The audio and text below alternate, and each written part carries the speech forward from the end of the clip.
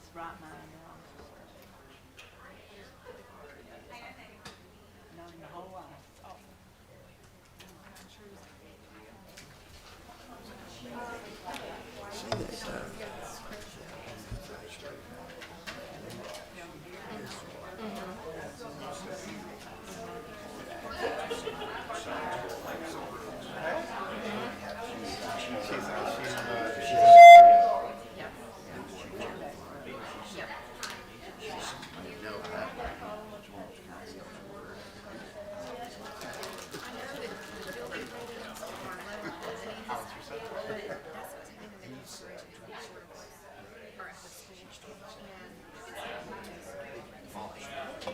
That's why they are always putting you in, right? I see how it is.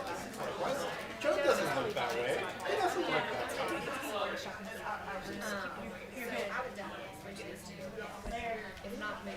If somebody will show Mr. Grond his chair, we'll get started.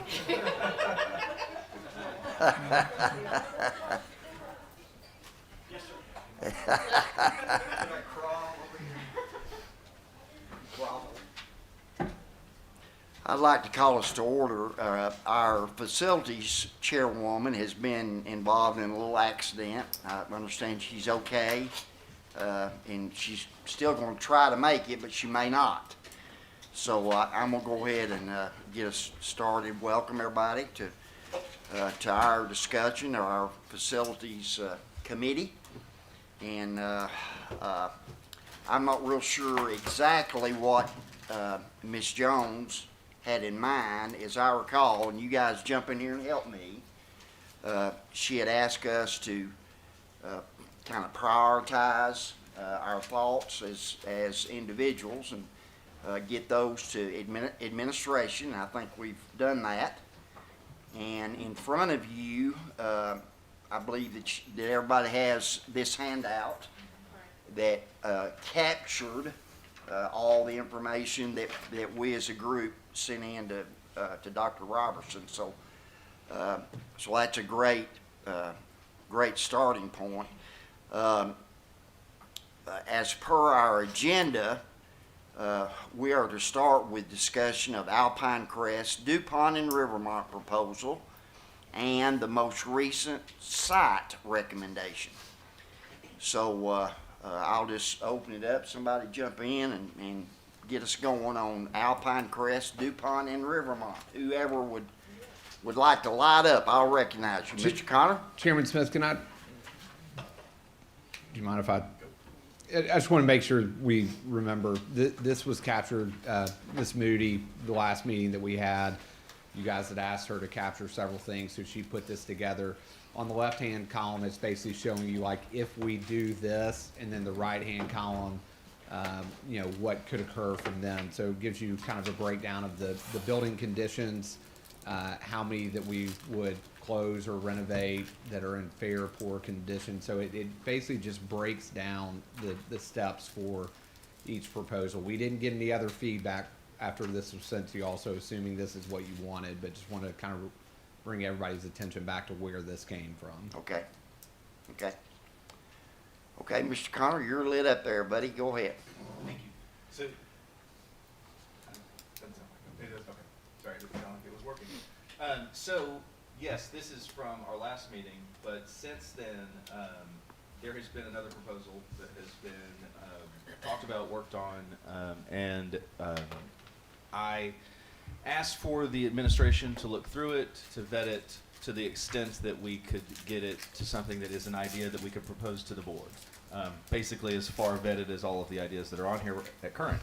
That idea is to, in the same manner that we're turfing fields at other schools, turf the football field at Red Bank High School. It would then be able to be played on by multiple sports. We saw this in action at Ray County. Ray County has a turfed football field that is lined for both soccer and football. Band, football, soccer are all able to practice there. They do have a middle school also that shares and in use on that property.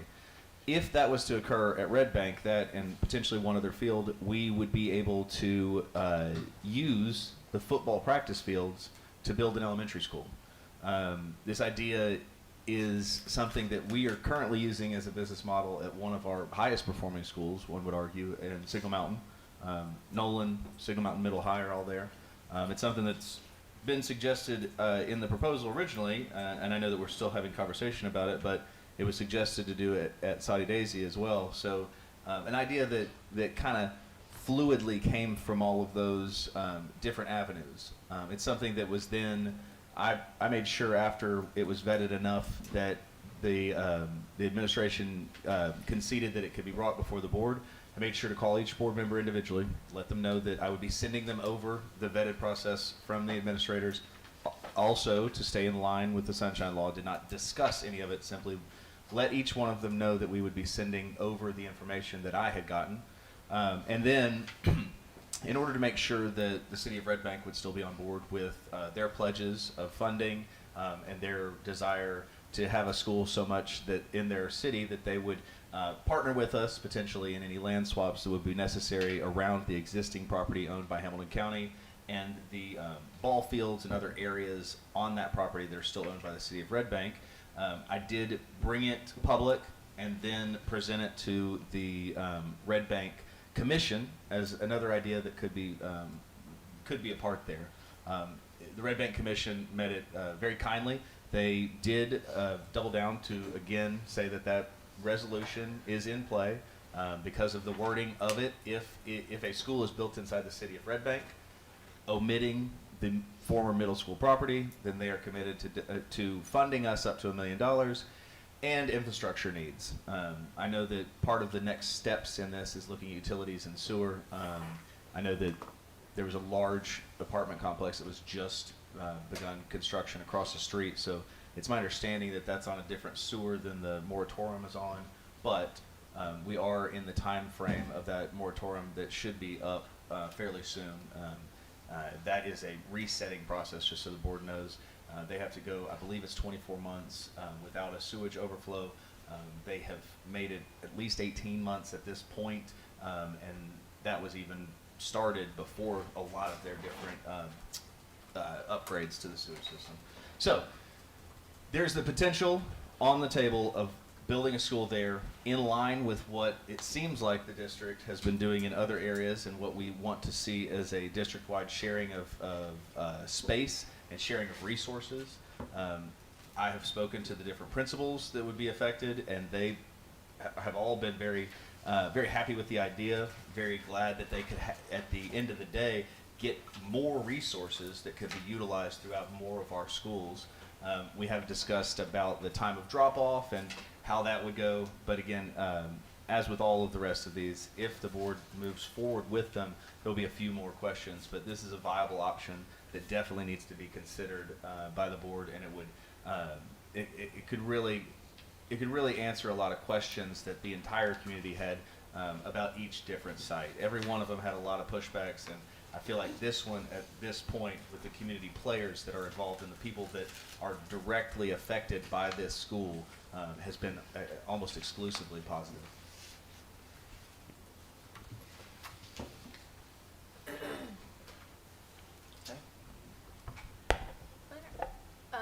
I guess you emailed us something about that, Ben, individually, correct? Yes, ma'am. I'm just trying to pull it up. I'm just wondering, like, is it worthwhile to like look at it on the screen so that?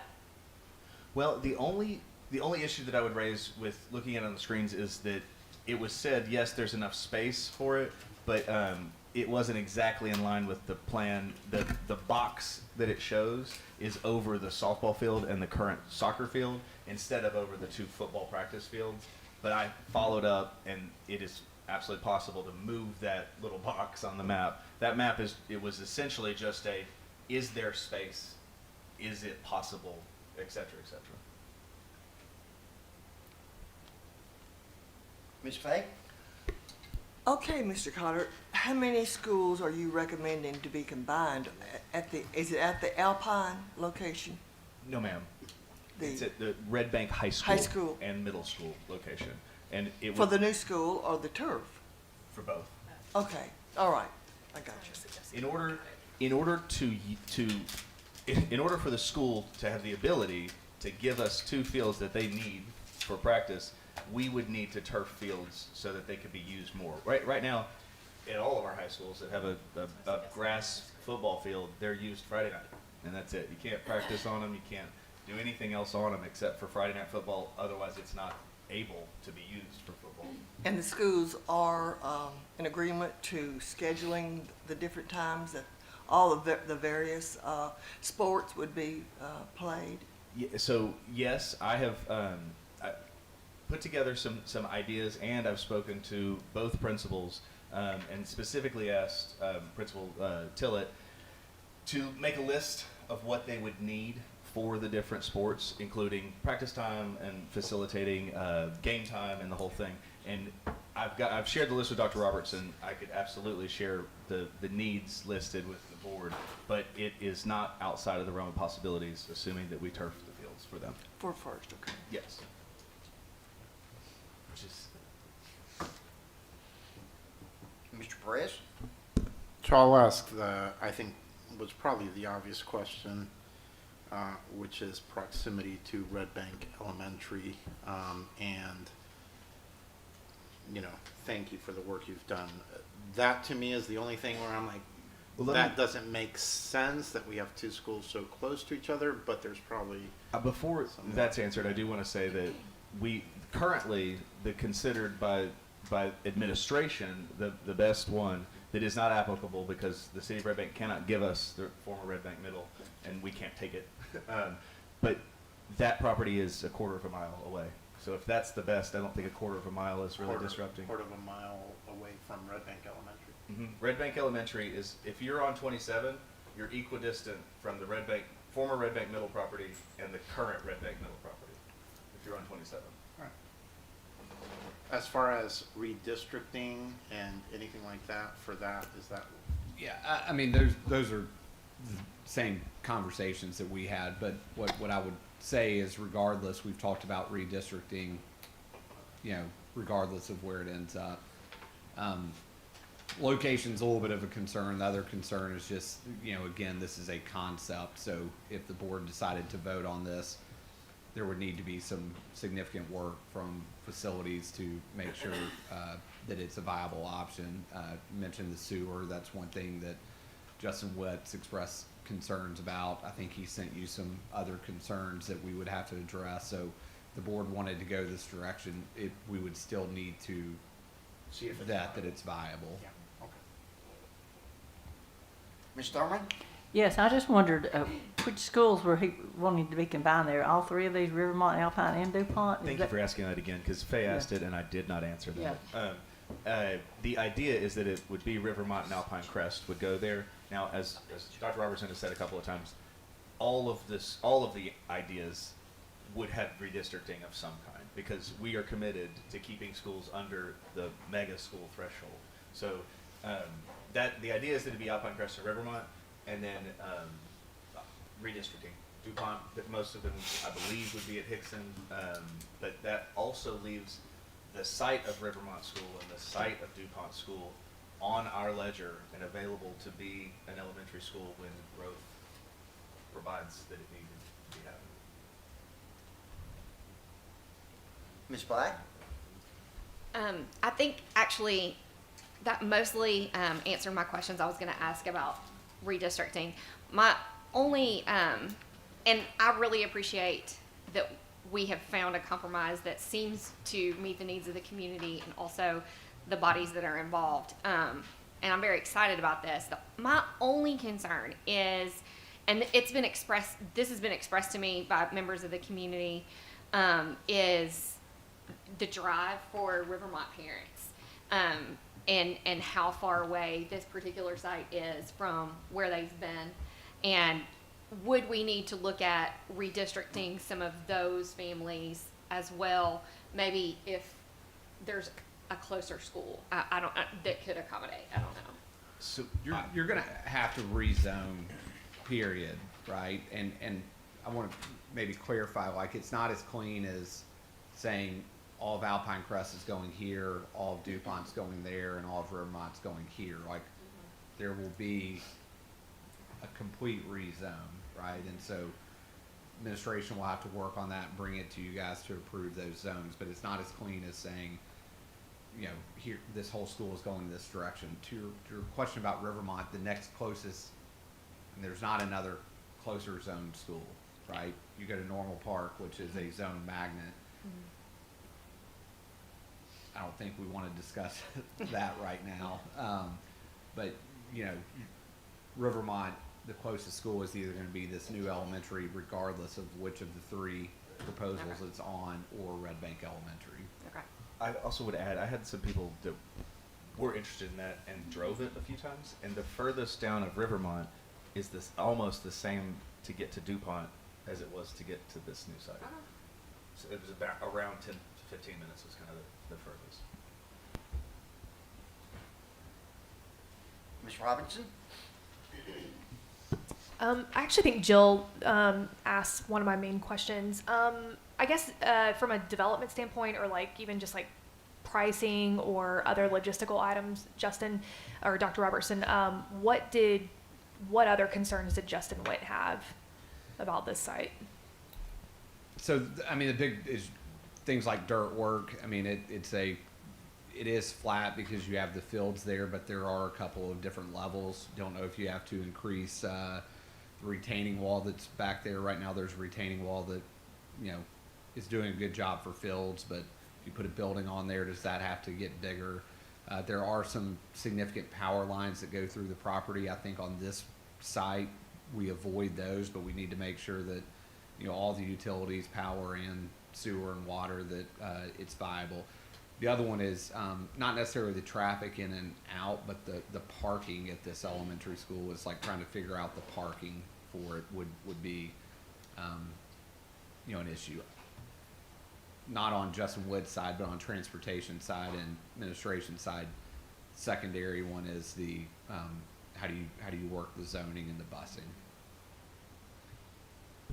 So the study work for the initial proposed site at DuPont, that's already been done. Have we already done like a study on that site No, to do the work? No, I didn't think so. Okay, I was actually just thinking about timing, like how long would it take to do a study on this, and then Yeah, again, to be clear on all, this is how we always go about this. I mean, before, because it takes obviously money to get an architect, to get everybody you need to design the buildings. Until we have the funding to do it, we don't typically hire those people. And so any site would take a little bit of work, but our team is able to do, some preliminary.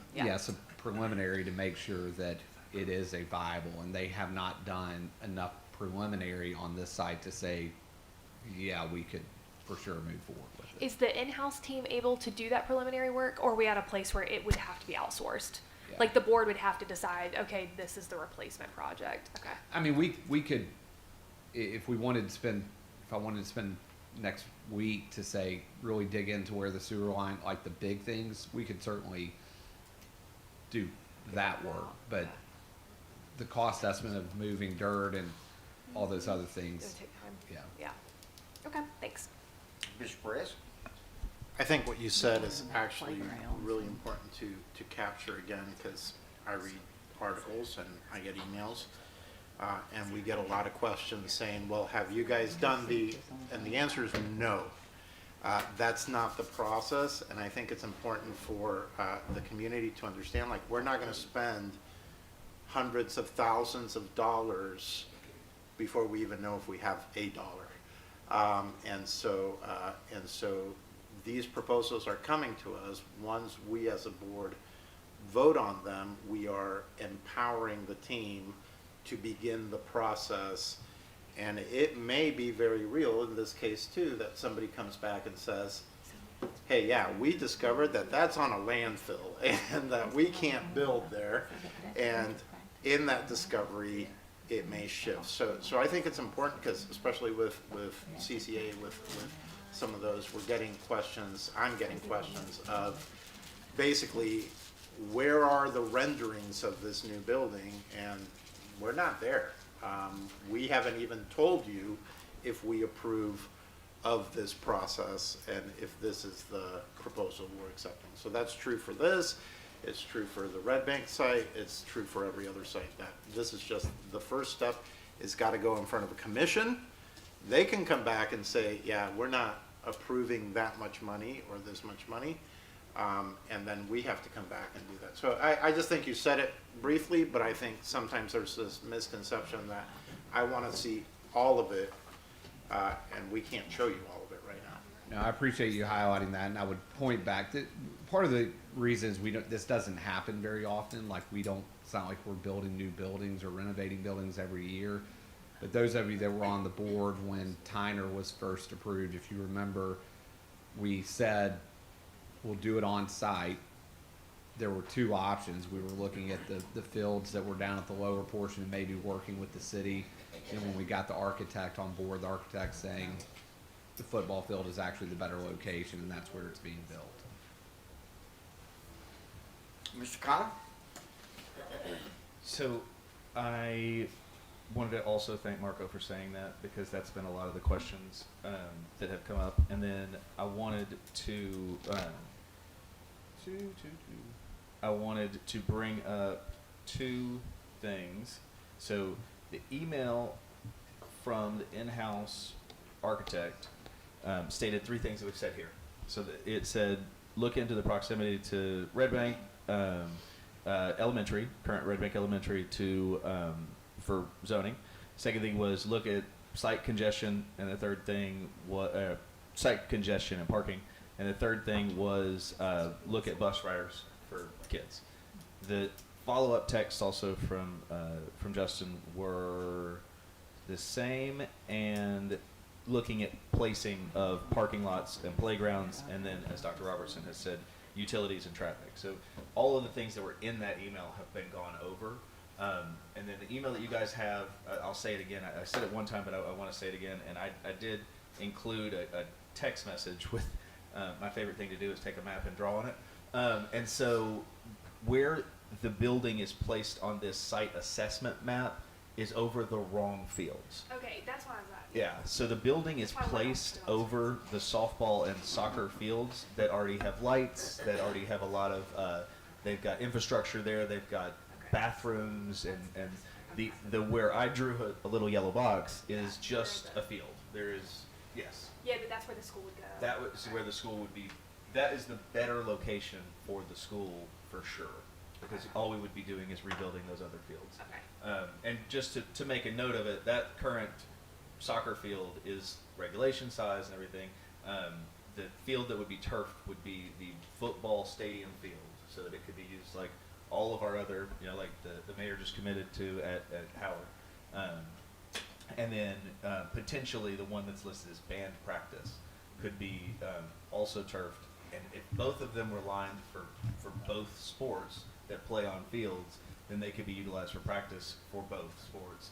And there is enough room for them to be large enough that Hamilton County Schools could host tournaments, and soccer and football tournaments. The Jamboree could potentially be here, and other such things that could not only help with the schools, but we could bring in revenue to the schools by hosting tournaments for the region. So just another, every time I kept looking into this, little other things fell out that are more and more helpful to this plan. Mr. Wingate? So Ben, just to be clear, on your map, Yes, sir. where you've drawn in yellow is the proposed site for the elementary school. It's Yes, just sir. that what was labeled underneath that is labeled incorrect. Yes, sir. Okay, good.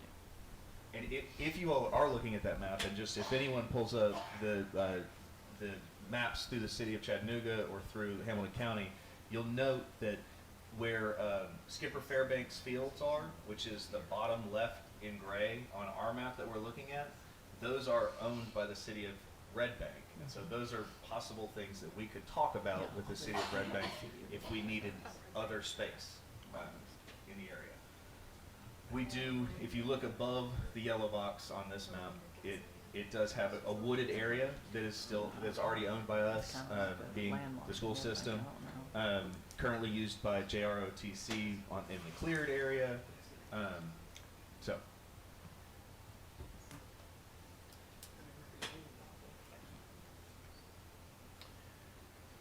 Having no other lights, I'll let me weigh in here just a little bit. I'm trying to think back. Seems like a lifetime ago, but I'm it's really only been, I think, 7 years, not even quite 7 years yet, when I came on this board, and at that time, help me if I'm wrong here, Rhonda, you were here, Joe Wingate was here.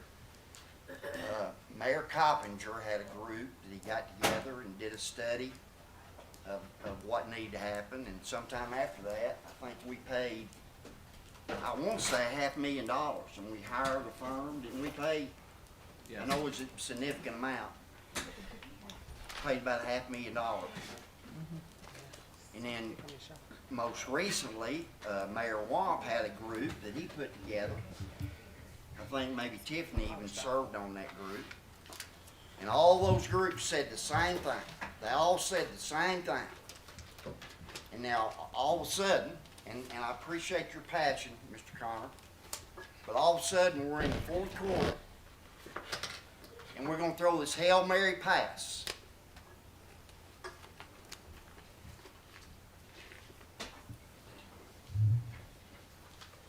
I don't like this proposal a little bit, not even a little bit. It's kind of akin, Rhonda, to trying to push the elementary school up on that hill up there at the side. Same thing.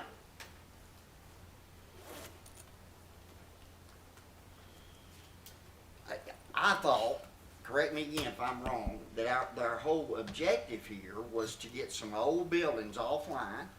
Wasn't that an objective? I think it was. To combine some schools, build some new schools, relieve some overcrowding.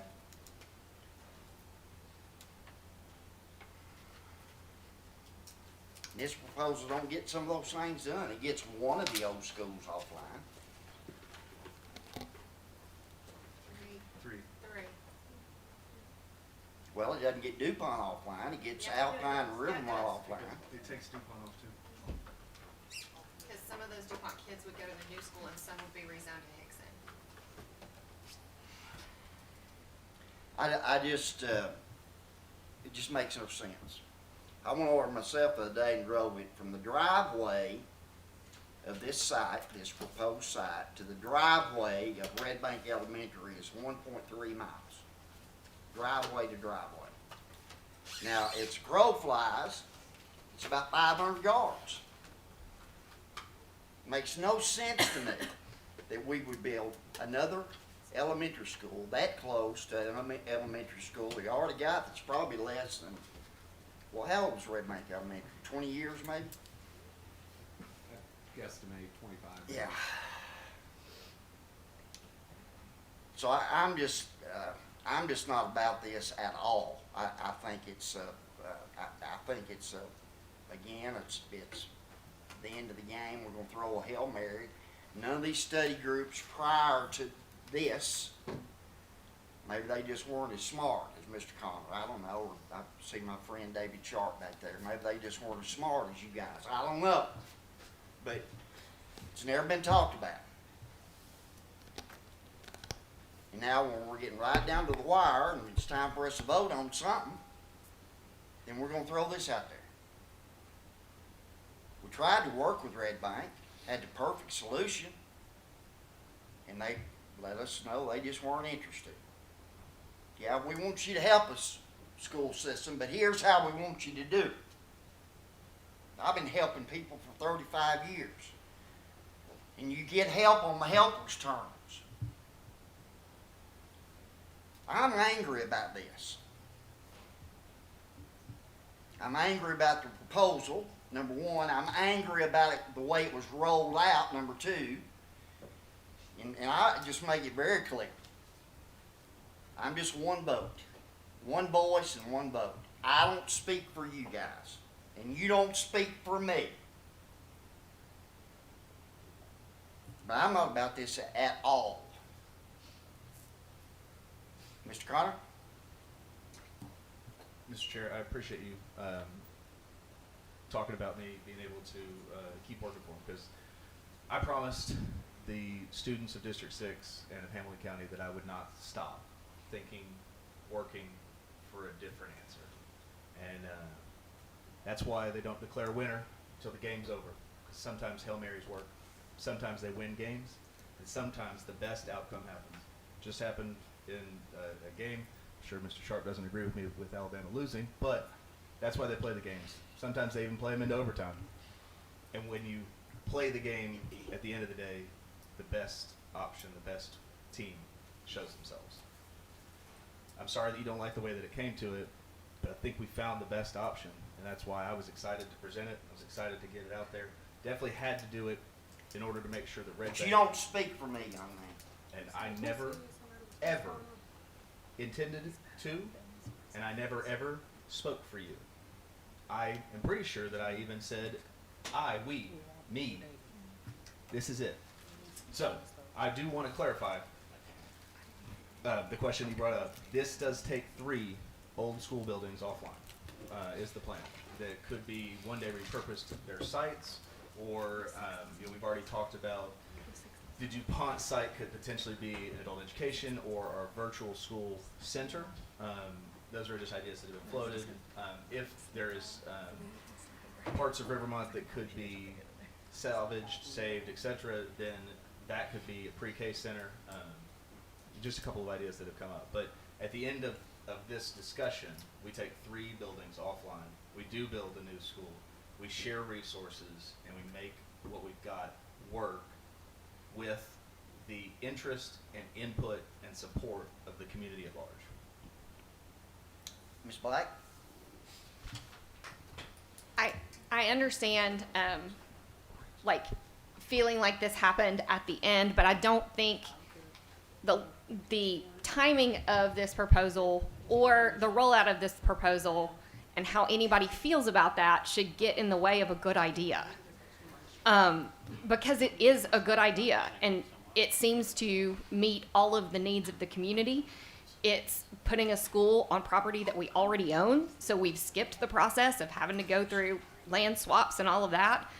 It takes 3 buildings offline. I understand that it wasn't ideal the way that this proposal came about or this idea, but I really don't think that the fact that we're unhappy with the process should get in the way of a good solution.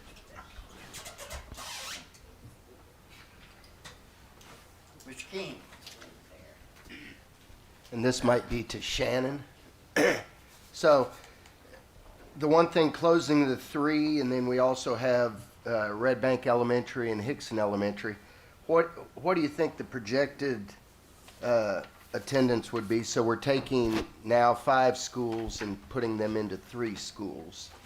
So what do you think the projected numbers would be? Still thinking about growth in the Hickson area later,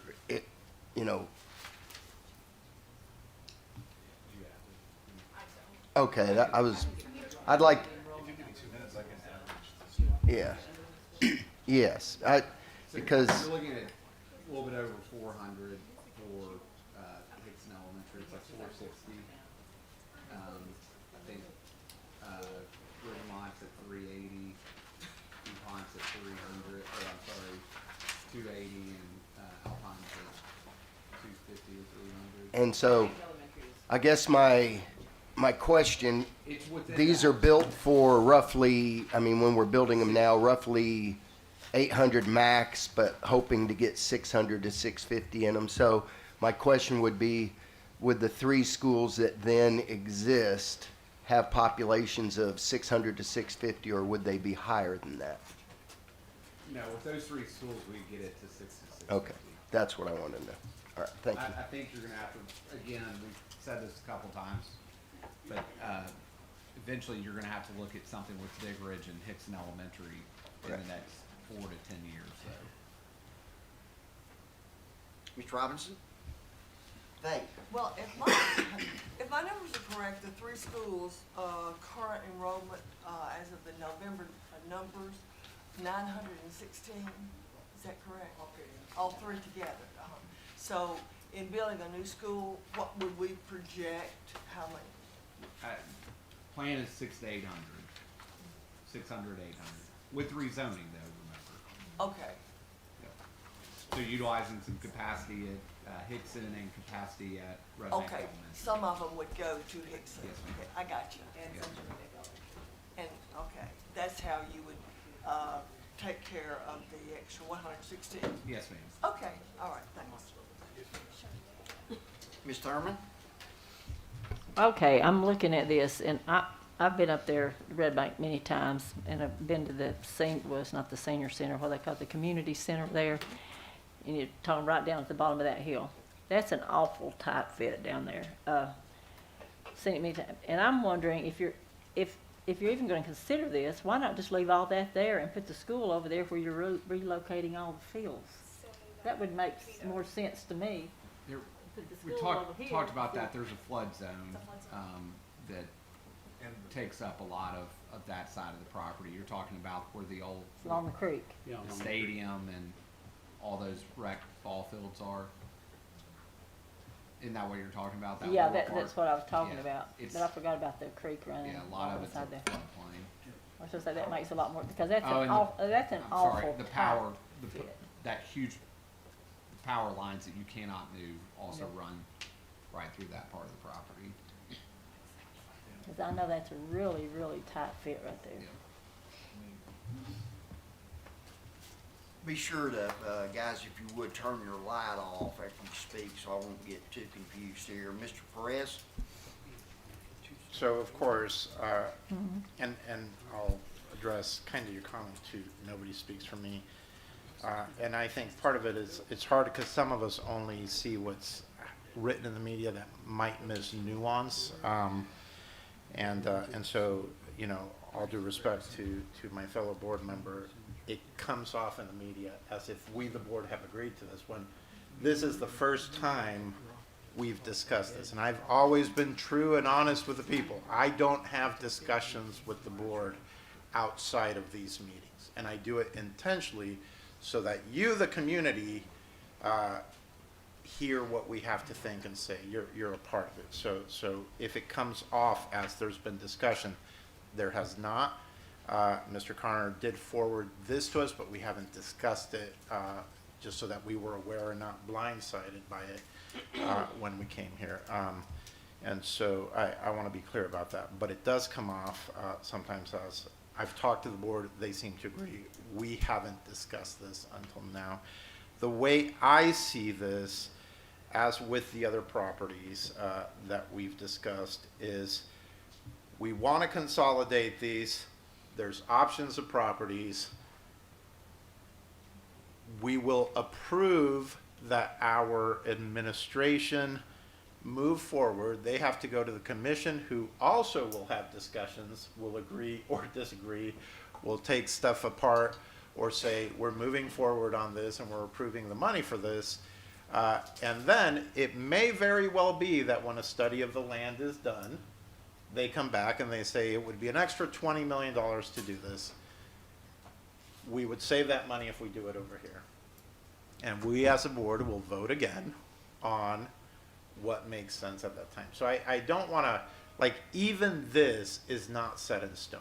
And I'm being repetitive on that, but even this, if we approve it and move forward at our board meeting, still has multiple steps that will be addressed publicly before the first brick is laid anywhere. So we've got a long process. Dr. Robertson from the beginning has said it might be 3 years before some of these changes actually happen and we move some of these schools. So I don't want the assumption that this is it, it's been approved, all of you have to deal with it, because the truth is this is one of multiple steps along the way. What I would say, if on the night we vote we approve this, is, for me, what I'm empowering the administration is to move forward with this plan,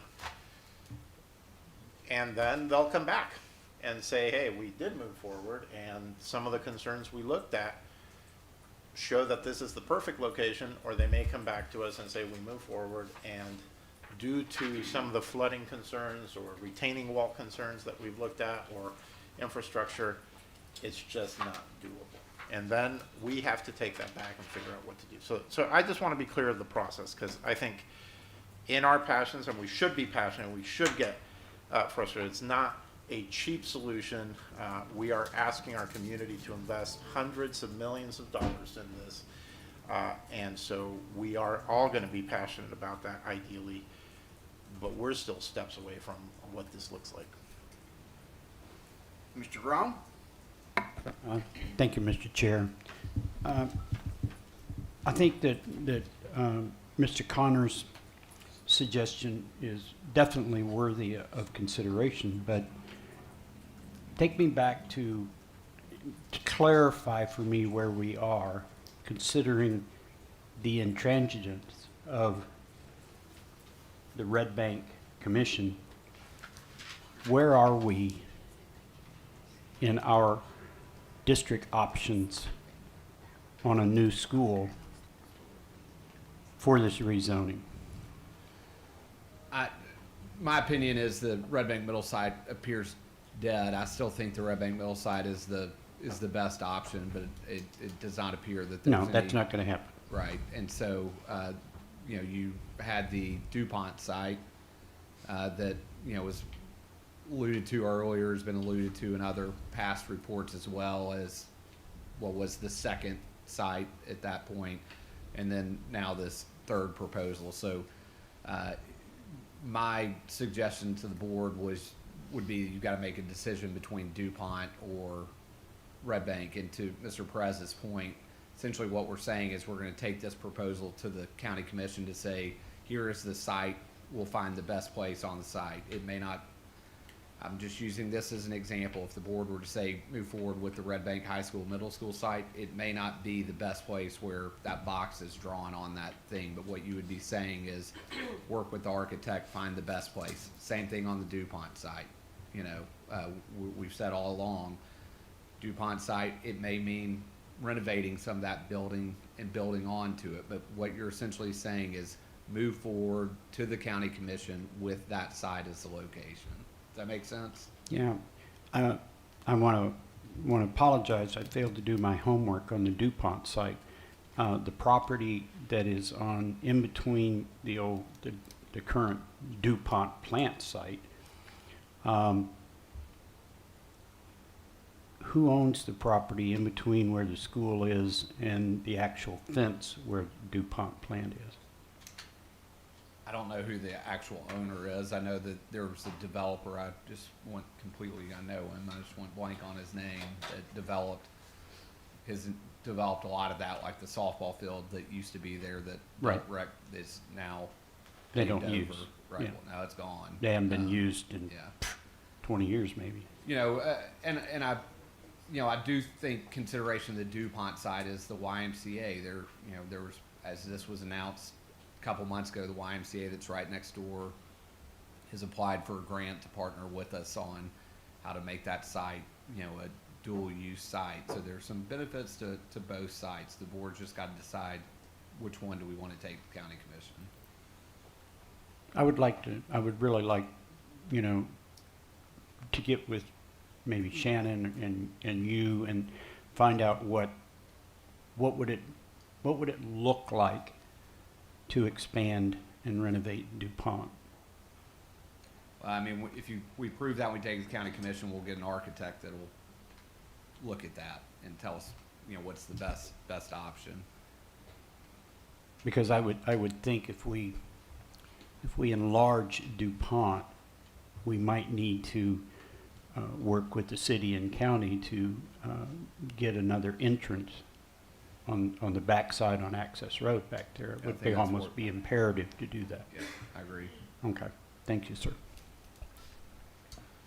But also, as you're working through this, if you take a drive down Dayton Boulevard, and then you take a drive down Hickson Pike, Yeah.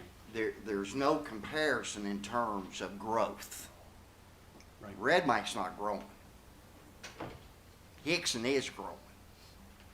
And so you're gonna have to have another school in Hickson before long anyway.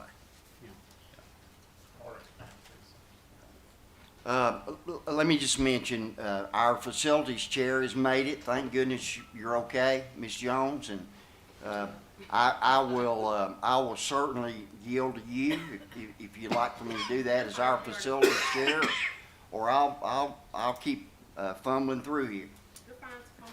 Okay. She said fumble on through. Mr. King? So Dr. Robertson, also, I don't know if it was rumor, if it's been mentioned or not, Blue Cross Blue Shield, one of the blue parks has been proposed there between DuPont and the YMCA. Yes, sir. Your memory's better than mine. I could remember the exact, that's the grant I'm talking about that Okay. YMCA's applied for. All right, that's what I was thinking. Just to interject, I think it's been about 15, maybe as long as 20 years ago, when I was an executive at the YMCA, HCDE trying to buy the YMCA property to build a school there. That's correct. Is that right? Correct. I remember that. Ms. Thurman? Yeah, I was gonna ask what kind of grant you were talking about. About another, I mean, the possibility of another entrance there. I think that's the thing that bothers me, because the DuPont property to me doesn't seem all that large. Maybe it's bigger than I remember it being. It's bigger than you think, but I think to Mr. Grone's point, all of these, we recognize like there's gonna have to be some work on the entrance and the exit. Even if the old Red Bank Middle property were an option, there would need to be work on the entrance and exit. We need a back Yeah.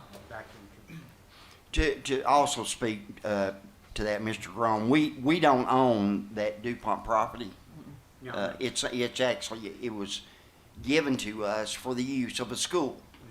And if we don't have a school there, then it's gotta go back to them. Yeah. DuPont. The DuPont property, Whoever owns it yeah. now. Yeah. Ms. Robinson?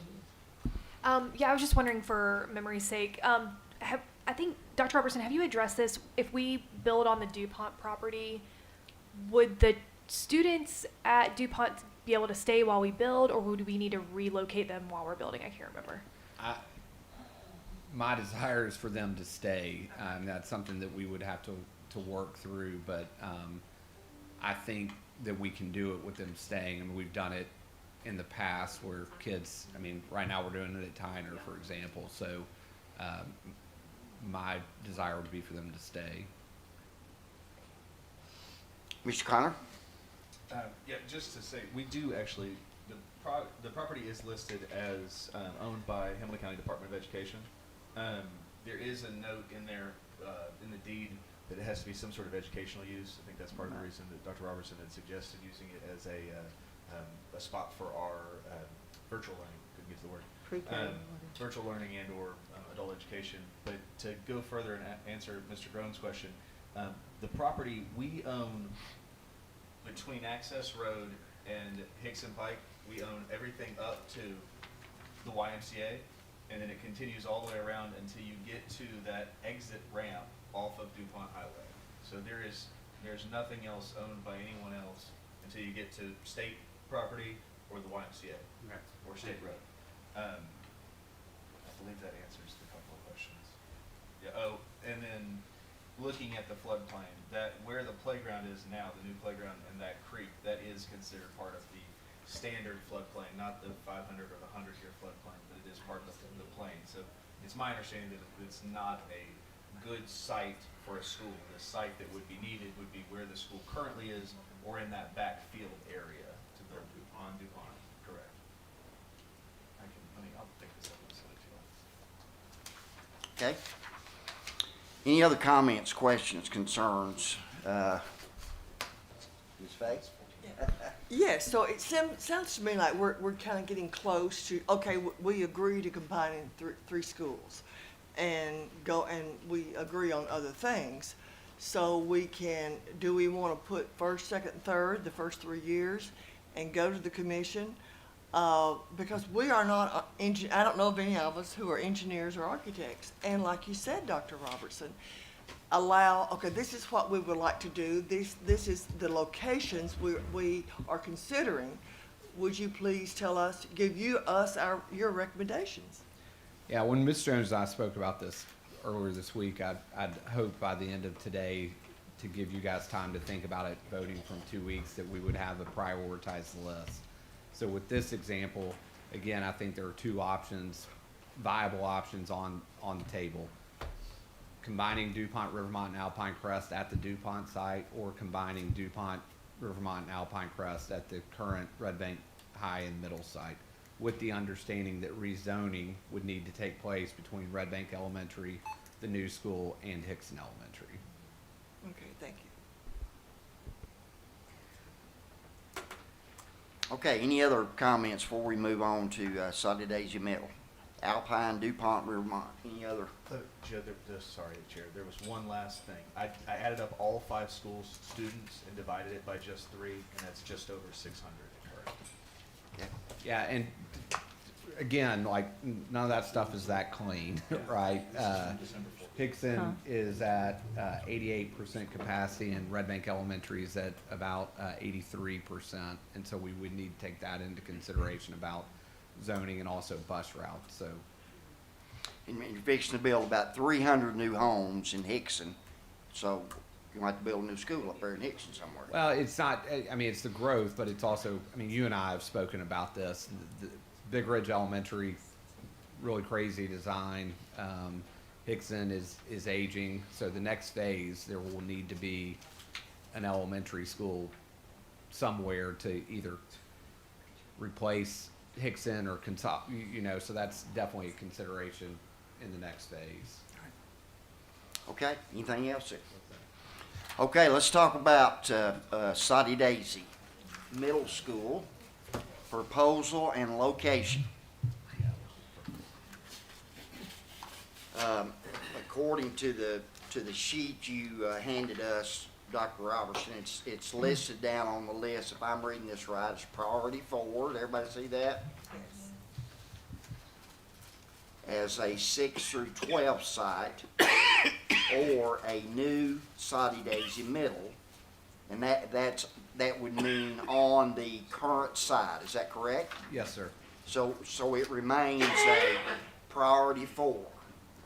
Well, again, I mean, these are listed, but you guys are gonna have to make a decision about where they go in priority. We listed it here because on the original, remember I gave y'all 2 That's right. proposals, it said as 4, and so I just kept it at 4, with the 2 options. So again, what we're sitting at right now with this proposal, what I hear you saying, and correct me if I'm wrong, but what I hear the board saying is really 2 viable options. One is renovating and adding on to Soddy-Daisy High School to make it a 612, or 2, on the current Soddy-Daisy Middle site to renovate, portion, replace, whatever it is, but a new middle school on that site that it currently sits on. Ms. Thurman? Okay, I've expressed my opinion about this before, and I have since talked to Bobby Jenkins. He did stop me. I mean, people that don't know Bobby, he's a legend in Soddy-Daisy Middle School. He was there forever. And he did stop me this weekend and told me, do not let them put the middle school at the high school. He said he thought that would be a terrible mistake, so he's yet another one that I value his opinion. So I met again this weekend with a group of people at Soddy-Daisy Middle School. We walked the property yet again.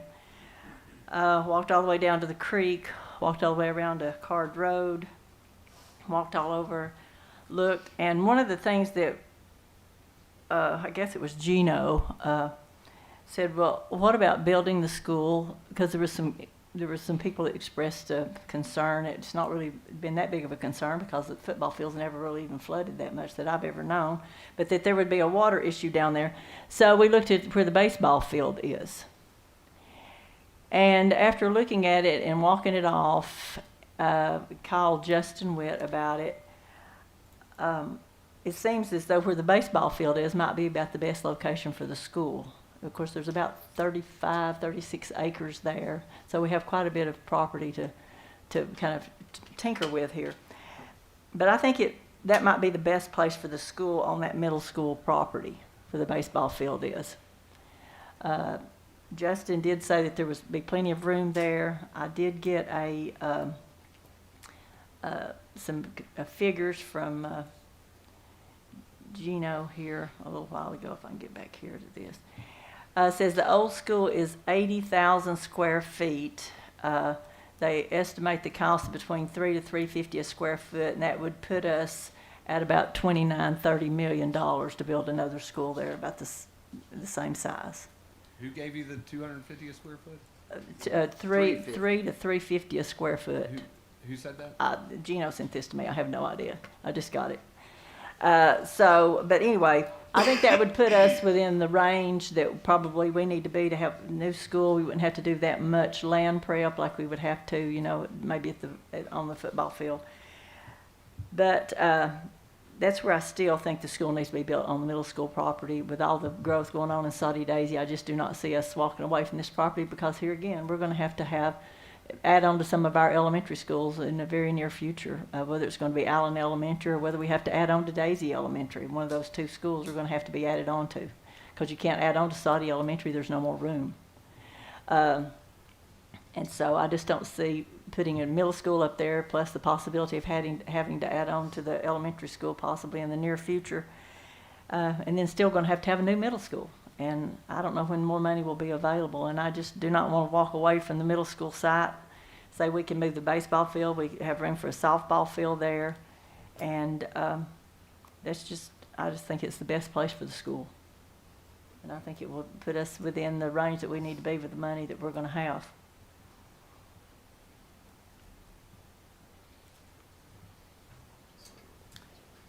Mr. Perez? So I thought about this a lot during the break, specifically, and so kind of like with Mr. Connor and his proposal, although I have seen the middle and high school work, I do think that I respect the fact that Ms. Thurman has been elected by her constituency to argue for what they believe is best for them. And I know that if I was in the same seat and people were arguing against what I defend as my location, I'd be frustrated. I think in the same way, this will have to go before a commission. We will ask for a certain amount of money. If they come back and they say, we're not going to give you that money, then we'll have to come back and say, well, what can we do with the money they will give us? But for the sake of basically supporting the community, I think, I can see moving forward on that proposal, and then if we have to go back to the drawing board, we will at some point. So, Ms. Black?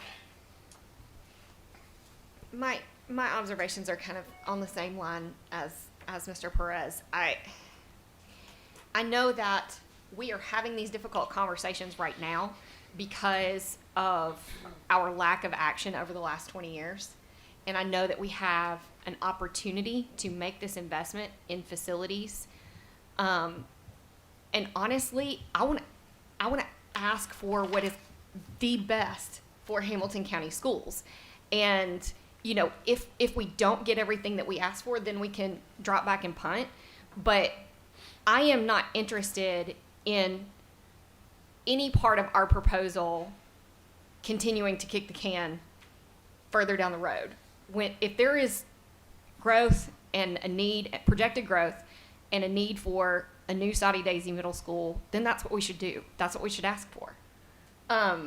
And if we don't get it, then we can look at our options and how we address as many schools as possible with the money that we are given. But, I've said this before, in District 11, we are living with growth that was not properly planned for, and a lot of overcrowding at Howard, and I don't want to do that to another community. So for me, like Mr. Perez, I trust the board member that represents that district. So. Mr. Wingate? Mrs. Thurman, what, I'm trying to look at it on a satellite right now. What is it that's between the baseball field and Dayton Pike? Like, is that a church there? Yes, it is. There actually is there's a house there and a church. Is it a parsonage or is it just a house? I don't know who lives in that house. I don't know if it used to be at one time, I think, the parsonage, but I don't know that it is anymore. Okay.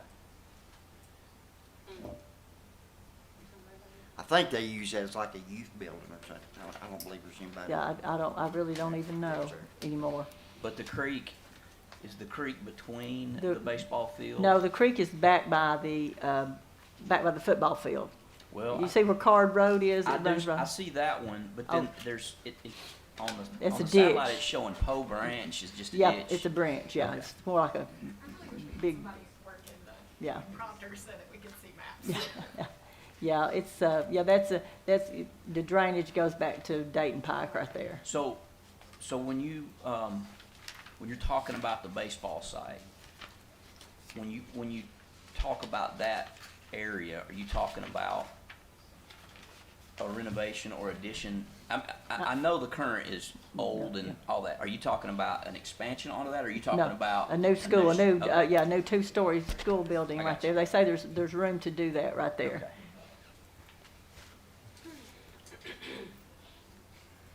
Rhonda, you're still lit up, are you?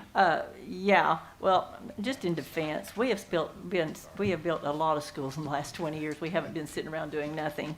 I mean, I was sitting here just off the top of my head. I have 1, 2, 3, 4, 5, 6, 7, about 9 schools that we built. We were building 8 schools at one time a few years ago. We were building schools all over this town, all over this county. So we haven't been sitting around doing nothing. Especially when the schools merged, we built so many new schools. So we haven't been sitting around doing nothing. We built a lot of them: Soddy Elementary, Sale Creek Middle, High Orchard, Knob Middle, East Lake, Barger, Brown. It goes on and on and on. So we have built a lot of schools. It just takes when you have 79 schools, there's always something that's going to need to be replaced. New Middle Valley Elementary is another one. So we've actually built a lot of schools. We haven't been sitting around not doing anything. But anyway, like I say, this is going to be, I like the plan of leaving this at number 4 and building a new Soddy-Daisy Middle on that site. I think we can do it in a very cost-effective manner and get us just a nice functional school on that site. And like I say, if we can move the baseball field and beef up the football field would be so nice. I mean, it's like we're playing out in the middle of a cow pasture, and trust me, there's lots of cow pastures in Soddy, and I know what they look like, and that's what it looks like. I wish that we could do something with that football field down there too.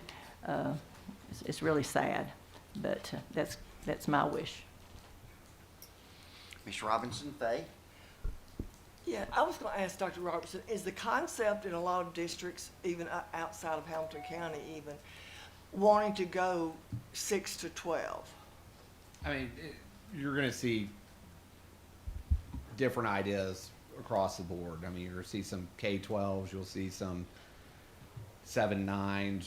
I mean, you're going to see variation. So I don't think there's, I mean, I'm not aware of a ton of research that talks about it, but I think that, you know, to Ms. Sermon's point earlier about, like, we've built a lot, we have built a lot, but we haven't addressed a lot of, like, the deferred maintenance and the fact that we have too many facilities, right? And so as we're doing this, like, the more that we can look at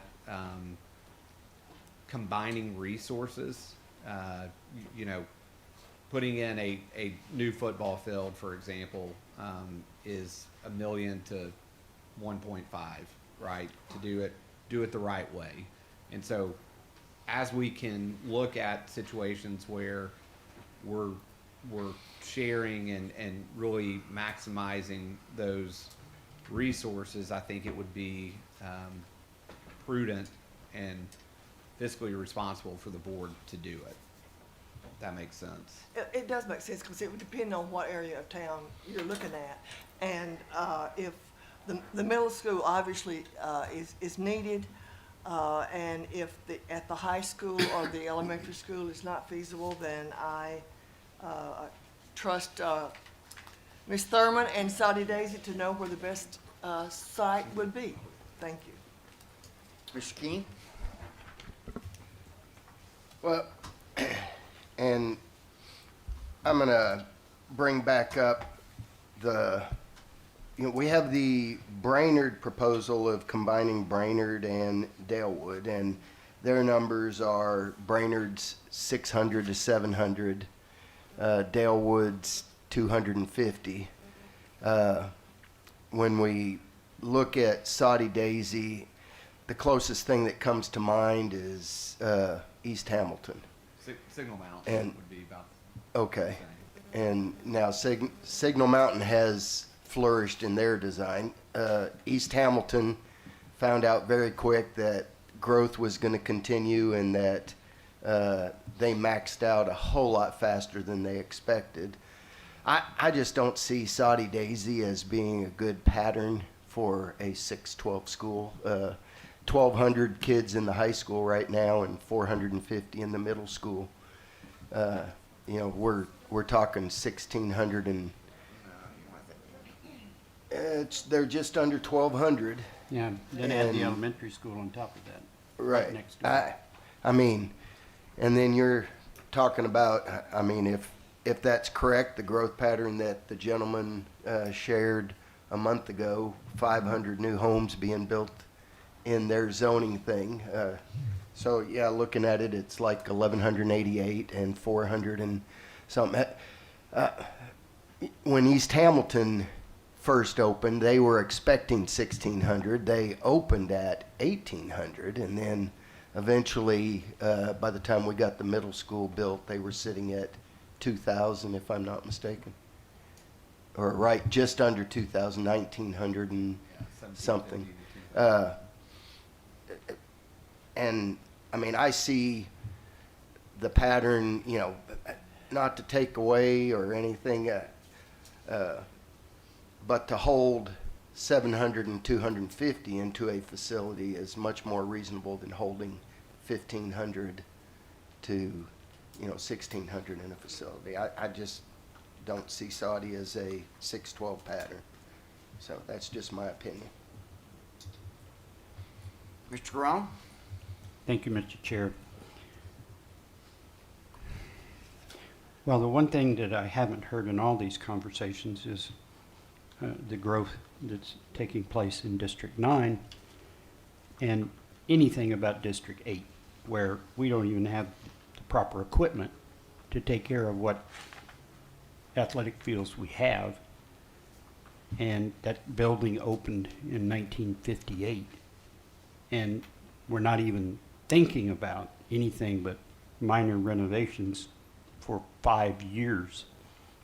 And rezoning helped the middle school, but we have a possibility of being up to the same number of students that we closed last year with before we rezoned. So I'm having a difficult time, and my constituents are feeling like they've been totally ignored in this entire process. And so let me just say that for me,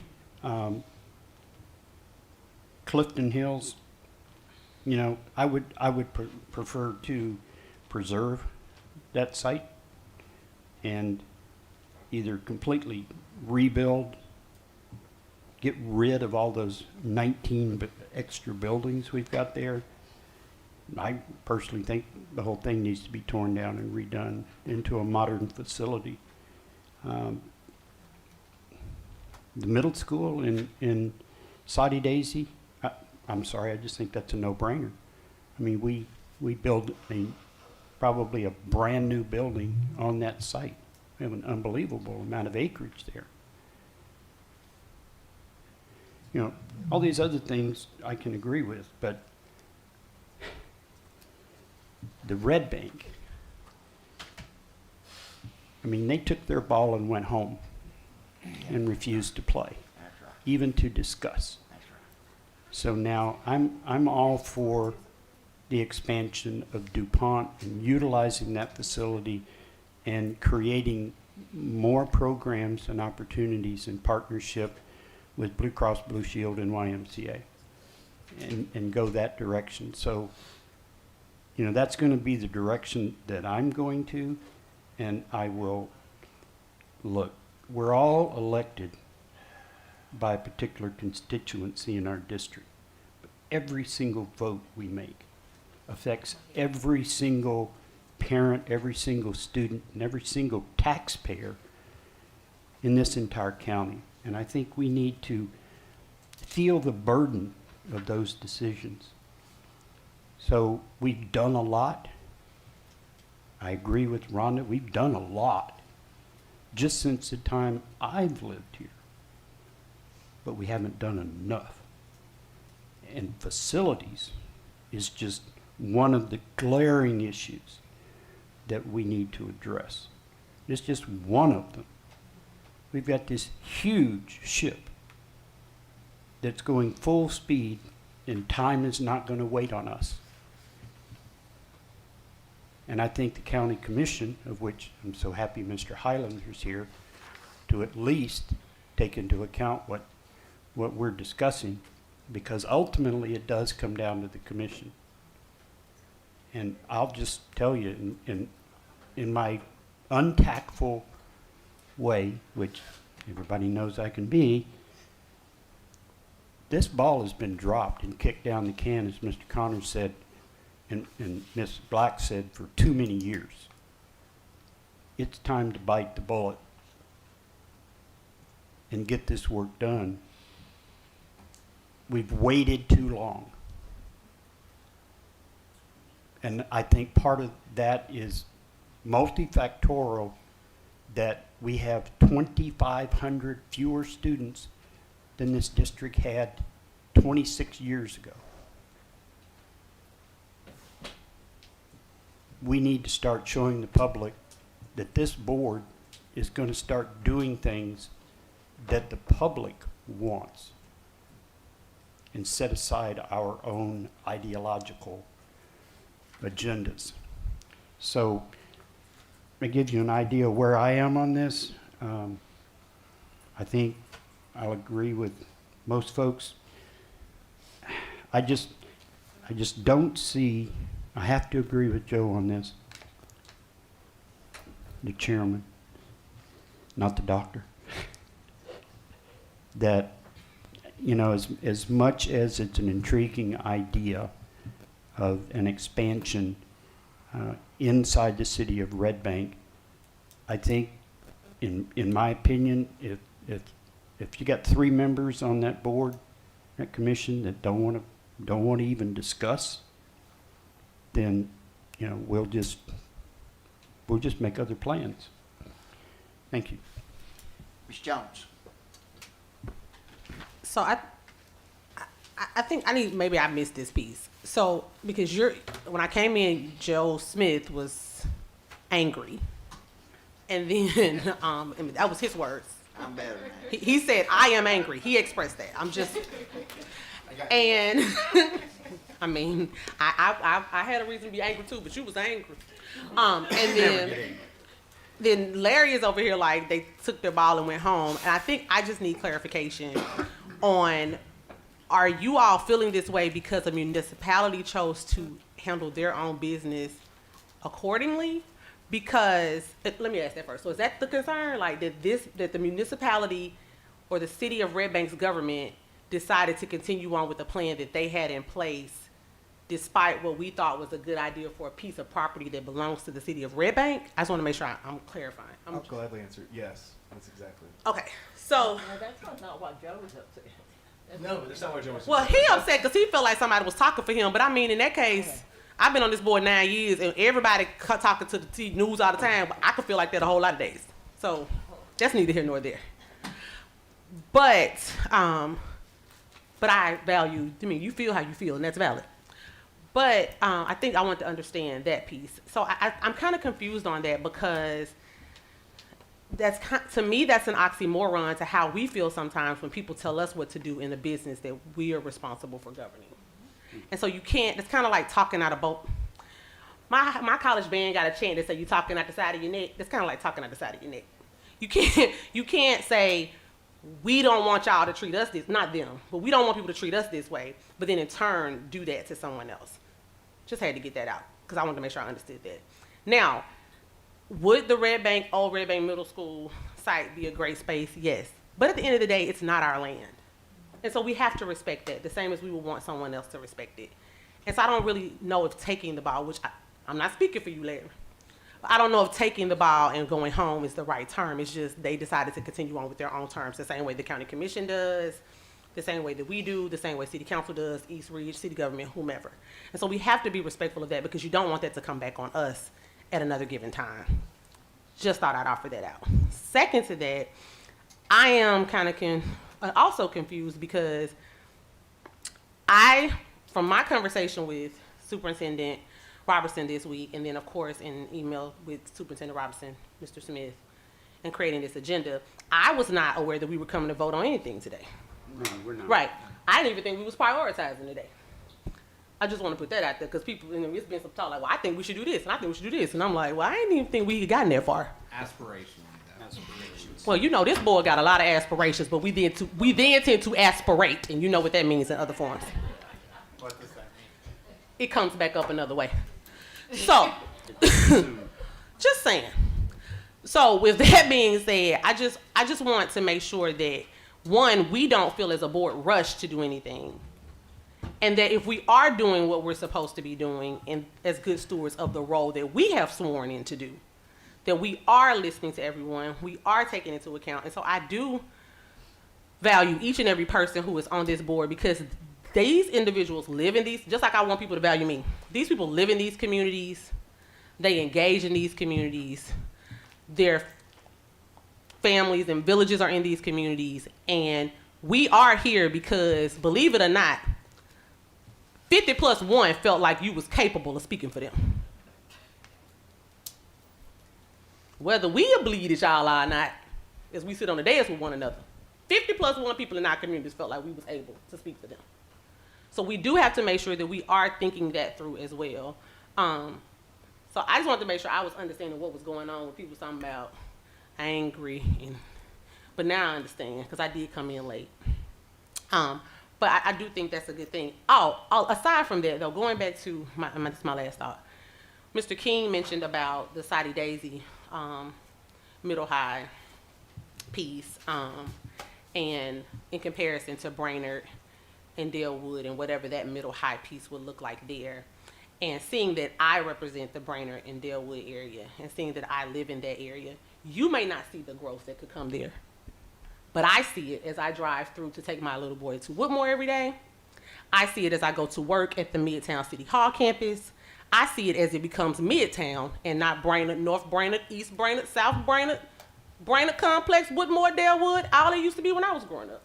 So it's coming, they stacking houses on top, like, they literally like, hey, how you doing, neighbor? In those neighborhoods. I mean, that's how the houses are coming. So they may not be coming in an exponential growth in some of the other areas, but as that city, and I know that council person, Councilwoman Burrs, Councilman Hester, the council people of the city of Chattanooga are working very hard to change and to improve that area. So we don't want to dismiss that and make a community seem dismissive because you feel like they're landlocked. Because we all been in Chattanooga a long time, but I've been in Chattanooga 42 years, and I'm seeing houses and people living in places I never thought they would live in. In a minute, they're gonna be living in that creek Rhonda talking about at the bottom of Soddy-Daisy, because they're coming up everywhere. So I just want us to be mindful of that as well. I do see concerns with the amount of people being in a 6 through 12 in Soddy, but I am also like Jill. You have not because you ask not. So I believe that you ask for more and then you scale it back. If Rhonda's community want a middle school, although it might not be palatable to the community, to the commission, let's ask them for a middle school in Soddy-Daisy. All they're gonna do is my grandma tell you no. And then you just ask for a smaller middle high school, or you ask to put it over here. I don't know, but I think we do need to take that into consideration. If not, then we go back to reconsidering what a 6 through 12 looks like. But I do think we have to keep our options open. Ask, and then scale it back. Don't just take crumbs and you could have had the whole cookie. You just never know. But we also have to be respectful of what the people that handle operations every day, such as Dr. Robson and his team, know that we don't know. So it's a lot to weigh into that. It's a lot to weigh into that, but I just wanted to share that because I really don't see an area as I sit in city council meetings for work. I don't see an area in Chattanooga, in Hamilton County that ain't growing. I mean, literally, and I'm gonna be quiet on this, but my mother lives on North Chamberlain Avenue at the corner of North Chamberlain and Wilcox.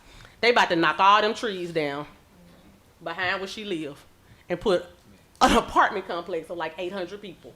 I can't even imagine where they gonna turn in it coming out of Wilcox Tunnel. But they about to move right there. They about to build it and they gonna come.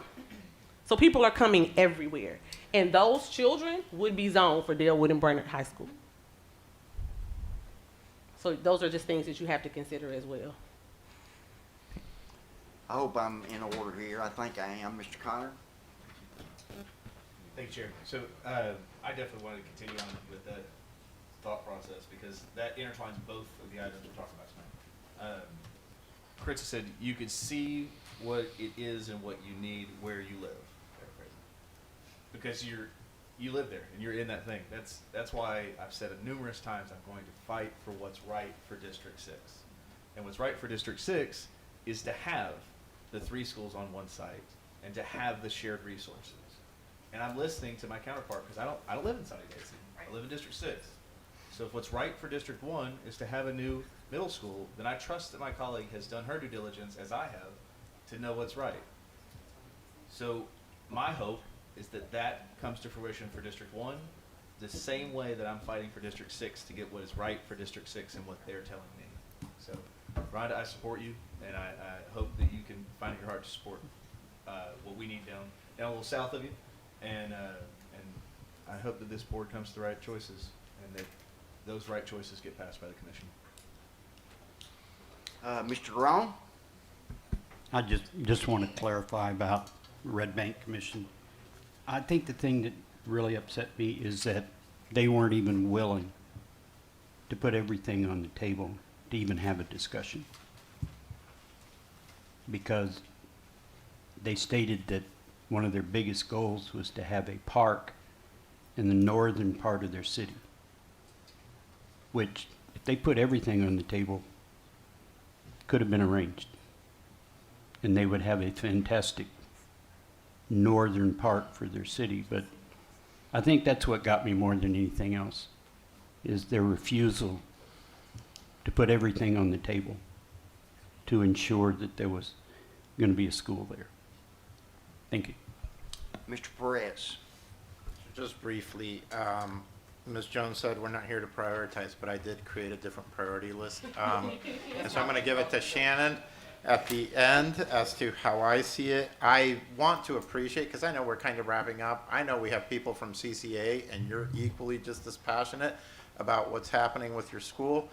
And so you weren't on the agenda tonight, you've been on the agenda other nights, and I'm sure we're going to have more discussion on our next board meeting. And if we don't vote on this, I do agree with, well, I do agree as if it's a surprise, but I agree with Ms. Jones in the statement that, like, again, I see this as a $200+ million request, and we're not going to make it lightly, and if it takes another month, it takes another month till we make the right request. We do want to move it forward because we want to make sure that it does get voted on, that it goes to the commission, that the commission has time to do that. I sit there, I posted this publicly, I'm going to say this, I'm going to get myself in trouble, but whatever. We've made a decision for an $80 million baseball stadium in our community. I think we can make a decision for a $200 and something million facilities plan for our schools that will affect 44,000 students and the majority of our community. And so I think we can do that. And I hope the commission backs us up. I added one little item, Shannon, it's gonna be here because I've mentioned it, but I wanna make sure it's on there. You can't get through Thrasher without a nicer road to Signal Mountain Middle and High School. So in the work for Thrasher, I really want somehow that we look at the importance for safety reasons of building the proper road to Signal Mountain Middle and High School and Nolan Elementary. I want it on record. I want people to know that I care about that because this is my potentially last shot to request that for my community. And so commissioners that are here and everybody that might listen, please consider that as part of the plan for Signal Mountain. And I'll give Shannon. Shannon's got a bunch of little drawings because that's how I listen. So you'll get that. Thank you very much. Ms. Black? I know when we're in these discussions that a lot of emotion is involved. There's a lot of back and forth. People feel territorial. And I just want to take a step back and remind everybody that in 10 or 15 years, the discussions in the community are not going to be about how the school board was unhappy with the process of how this came to us, or the meetings didn't, whatever the complaint is, or this body didn't want to work with this body. People are going to be talking about what we got done. And it's not going to be about feelings anymore. And I think at some point we have to just set aside whatever gripes or complaints or feelings that we might have and just step up and do what needs to be done, because that's what our community deserves. Mr. Connor? Thank you, Chair. So I've fielded a lot of emails just today and over the course of the last few weeks talking about the Gateway building and the last item on our agenda here. So I was hoping that I could ask Dr. Robertson and team if we could get a summary of what that school that will be at the Gateway building will be, and I want to make sure we have some notes. I want to show details of how we can meet or exceed what we have at our current facilities. So is it possible that you guys could put together? So you're talking about just like a one pager with arts programming and what, you've got dance, you need a dance studio, Yes. you need Yes, and obviously that would be polling with the current administration at the school and making sure that we have their notes, they have our notes, where we are meeting in the middle and where we are exceeding expectations. Because I've said in all of these, and I've said out loud on this dais, that I will not support anything that doesn't have at least a lateral move, if not a improvement, which I see as the possibility of being a major improvement to what we have to offer to our already world-class program. So early next week. Excellent. That's exactly what I want. Ms. Thorne? Yes, okay, what's next? Where do we go from here? I mean, do we come back with our meeting? Kumbaya moment, and I wanted to hold on to it for a second. Was not gonna let that moment pass. Yeah. So, I mean, there was all kinds No, of I I just need felt to know, what are we looking at next? So what we've put is a plan to vote 2 weeks from tonight. Okay. Right? And so, I mean, I still don't have clarity about That's what I'm saying, I don't either. where we're wanting to go with both these two projects. I mean, what we can do is put. Well, I I feel thought like the there's middle. clarity around everything except for the Alpine Crest DuPont Rivermont site. Right. And I feel like I've got more clarity. There's more people saying build a new Soddy-Daisy middle. Right. So Don't ask for a tug, but we want a new side of that. what we can do is put together those options with Can we email? two Wait just a minute. Let him finish. with two Red Bank sites. So essentially, go back to what we gave you a month ago with the updated place of, and we would have two because we would have two Red Bank sites, but we still need to put them in a priority order. Yeah, Okay. that's what I was going to suggest. I mean, why don't we email our priority orders to Sherry, and she compile that maybe, and then and then a slate is created. Well, fine, yeah, but Sherry can compile it out of Sunshine. Why don't we do this? I mean, the last time, this is how we did it before. We had a piece of paper with all the stuff on it. And so if it was 6 things, then we went and said what was 1, 2, 3, 4, 5, 6. Tiffany hates it, but I mean, we could do it like an abacus. 1, 2, but anyway, I think we could do it that way and then turn it in. Because she and Scott then did whatever and came back and what the priority list was. That's how we did it when it was East Brainerd, Harrison, all of that stuff. We could put a Google poll together, and I feel you could do something like that. That's okay. I think that'd be phenomenal. I mean, I think the question that I have though is, are we voting on a slate with already prioritized, or are we, okay, because. What would be helpful is if we did this is in 2 weeks, and we could get this out to you in the next couple of days. And if everybody would fill it out, we could get back out like the of how it fell, the priority, and then you could vote on, Okay. we could just vote on that priority I list. only think about, I mean, I think it's gonna get really complicated with voting though, because if you're voting a slate, then you're gonna have a bunch of no's until we finally at 9 p.m. find a slate that we all agree on. You know what I'm saying? So I do So- understand what you're saying, but I think that's why if we do this on a Google poll first and we get everybody in, we say this one came out 1, 2, 3. I'm open. Okay, I just okay, wanna make this, sense. okay, since we still really don't even know what's going on with the one that's listed here as priority one, how can we say that we're for it or against it? Because I really don't, I'm not real sure. if you want that to be number one. Well, I'm just not even sure exactly what all this means. I mean, is everybody okay with this? I mean, because CCA. You're referring to Gateway? Yes. Yeah, I just understand what you're don't- saying. And then how can we say that, you know, and then we don't really know what to do about the Red Bank site. I mean, that's kind of still up in the air, so I'm really not sure what. Yeah, and so I think on the Google poll, there will be a question about the Red Bank site. Okay, Right? okay.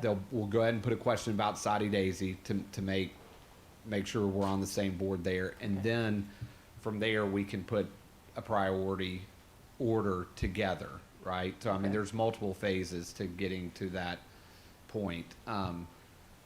If we want to talk about Gateway now, we can. I feel like we've had a lot of conversations and we brought some clarity around this last time. What Mr. Connor just asked for, we'll get out to you before the poll that just is a one-pager showing exactly. I think a lot of the questions that I'm hearing that I think that I heard you say you heard is just clarity around that the arts programming will be better than what is there. Like I've heard a lot of people say, well, we've got a dance studio, we need 2 dance studios. Yes, that's part of the plan, and so we'll put that together so you have it before you vote on it. I have a question. So if I do this is random, but if CCA was to move to Gateway, so like all the money that like Usher and people invested in CCA, does that stay there for whatever programming that's gonna come there? Because I'd hate to tell somebody like Usher Raymond that we don't need your money no more because we about to put this other school over there. No, a lot of, I mean, a lot of the money, saying. like take for example their ISM grant. Their ISM grant went to do the recording studio. A lot Right. of that is equipment that's portable though, right? Now they did put money into creating the studio, which Right. we would recreate in a, either as good or better space at Right. Gateway, but all the equipment, We'll go. We'll but go them with dance them. floors can't go. right? So we need, I mean, that's part So of that it. means We that gotta Normal put new Park will dance have to floors. have a dance program. Park does have a dance. Okay, I'm just saying. Because when we have nice donors like that, you don't want to be like, yeah, we won't need that no more. But, okay, because it's still my question here. Okay, at Normal Park, it says they were gonna close the lower and upper buildings, that would be the next phase. So that would not take place here, so the CCA building would stand empty until the next phase? Well, I mean, if you think about Gateway, if it takes a year and a half to renovate Okay. that and get it ready when they move over, you're gonna have to take 6 months to a year to renovate CCA for Normal Park to move in. Okay, and then too, another thought, I think they're probably at this point, just like they did with CSLA, gonna make it probably that's gonna be probably a K through 12 school, probably? Or I mean, are they gonna that make it is- to the high? that's a 'Cause just discussion. another thing to remember, when you make another high school, that's gonna, actually, the cost is a whole lot more because you have to staff it from now on, ever and ever more, amen. So that's something else that needs to be, well, that adds, that increases our general budget, just like CSLA did with their new staff for their high school. So just take that in consideration. But I just wonder what the next phase, what you were looking at 2 or 3 years down the road. Okay. Yeah, I mean, really, the next part of that is possibly 4 to 5 years down the road, right? Okay. Okay. Let me try to get you back on track. So we're talking about next steps, and if I'm looking at this right, I think it's you, Ms. Fay. Oh, yes. Yes, I want some clarity, like, for instance, if we vote on Soddy-Daisy Middle as number 2 option or 3 option, and if 5, 4, and 2 people, board members rank it that way, then would the 5 votes be submitted to the commission?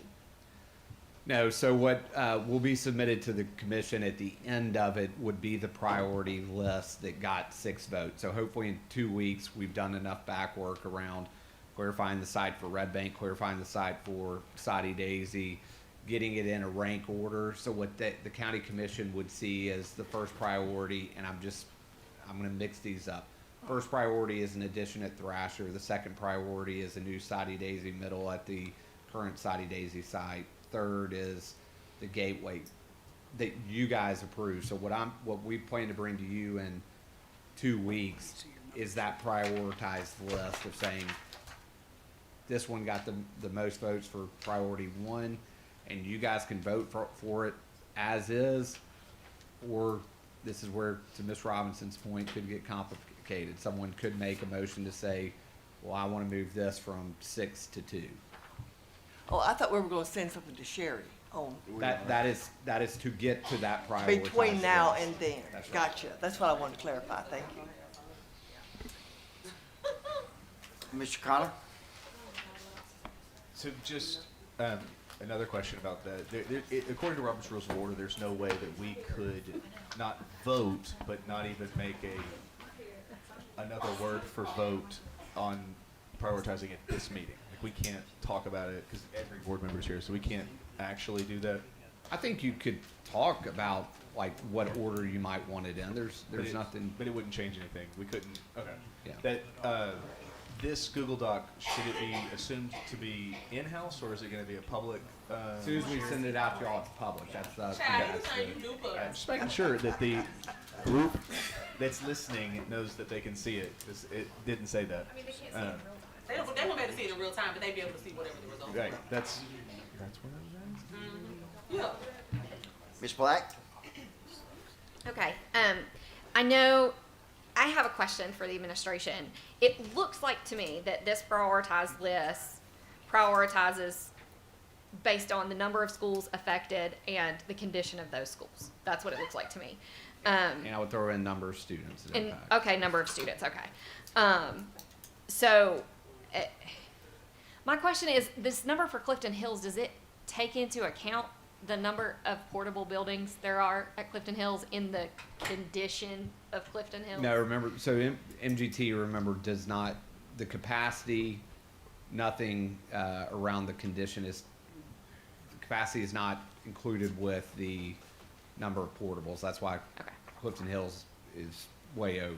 So, saying that the Clifton Hills building is at 78% Is there and in existing fair building? condition, it doesn't include the fact that there are 16 portables, Correct. I think, associated Correct. that are on this campus. And I just want to say, like, publicly, I think I've said this before, you know, I understand the purpose and the need for portable buildings, and meeting a need quickly in a community.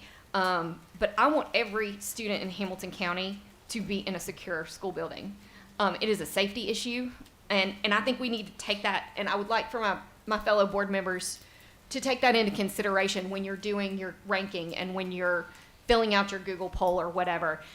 You can't, like, the condition of Clifton Hills, I don't feel like is accurately represented on the document that I we think were everybody's given. pretty well aware that it, I mean, because we've talked about Yeah. MGT and it not including portables. Everybody's aware that the big issue at Clifton Hills is the growing population of and the need people. for more Yeah. space, Mhm. right?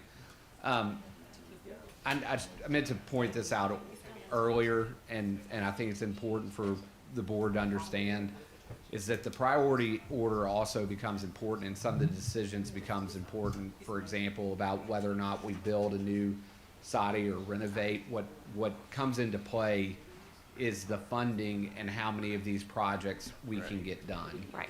Right. So that was actually the question that I wanted to ask after we discussed Sherry sending something out.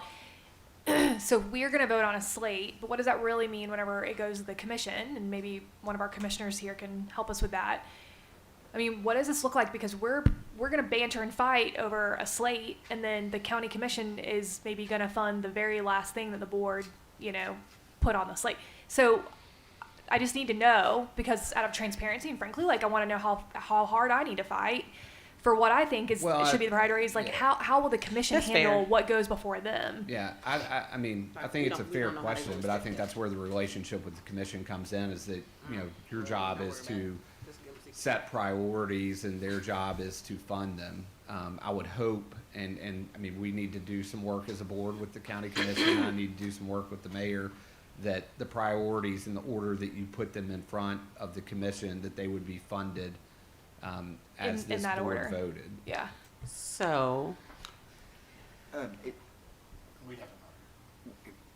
Ms. Thurman, and I'll come back to you, Ms. Jones. I know you don't have a box there. So Ms. Thurman, and we'll come back to Ms. Jones. Oh, okay, go ahead then, Ms. Jones. so with that being said, in full disclosure, we have a rocky relationship with the commission. Some of us, I mean, just in full disclosure, and we've gotten here not in that right way sometimes. So I do see value in what Mrs. Tiffany Robinson is saying, that should we take the time to slate them, or should we just say, here go the 7 priorities? Because it would be offensive to take the time to muddle through each one another, and then the county commission say, well, that's all fine and well, but we think number 5 should be number 1. I mean, I'm just if it's in full helpful, transparency. I'll reach out to the mayor first thing in the morning, and I'll even reach out to, you know, the chairman. So we just would like to know, I think, if, and I know they can't promise that either. I mean, the mayor can't, and the chairman honestly can't. But I just would, I mean, I think that is something to think about before we ask Sherry to create a Google poll, and we sit here and get angry and take our ball home and everything else. But then, I love y'all, but you know what I'm saying, before we get all upset and the tizzy with one another, when we might just need to keep that energy and get in the tizzy with another body. Yeah. My understanding, Ms. Thurman could correct me, but the research that I've done on this is I think that this board has always taken a priority to say we have this project and the county commission decides to fund it, right? And so I'll double check and take direction from the chairman to see if he wants me to call Mr. Eversole, if you want to call him, but I think that they're expecting us to bring a priority number of projects, prioritized list of projects, sorry. It's 24 and a half faith. Okay. I'm manifesting. Mr. Connor. Mine's brief. I just lit up to say that I thought that was a really good input from Ms. Mosa Jones. I basically allowing there to be some wiggle room in the prioritizing for the commission too. I think a work with, or a general sense of we're here to work with you kind of thing might get us far. So I just lit up to say that. Ms. Black? I guess I just need a little bit of clarity, because I know, like, in our general budget situation, like, we take them a general budget, they say we're gonna give you this amount of money, and then we decide how to spend the amount of money that they say they're gonna give us. Would it not work like that here? Or are they actually gonna have, like, line item veto and reordering the priorities of what this body? I think that if they didn't approve it in the order that you took it, then I mean, we'd need to check with their attorney and our attorney. I would expect it to come back to this board. I mean, we would need to get clarity around that, but I don't think that them jumping a priority that y'all sent saying that we're not going to fund 2, we're going to fund 7 instead of 2.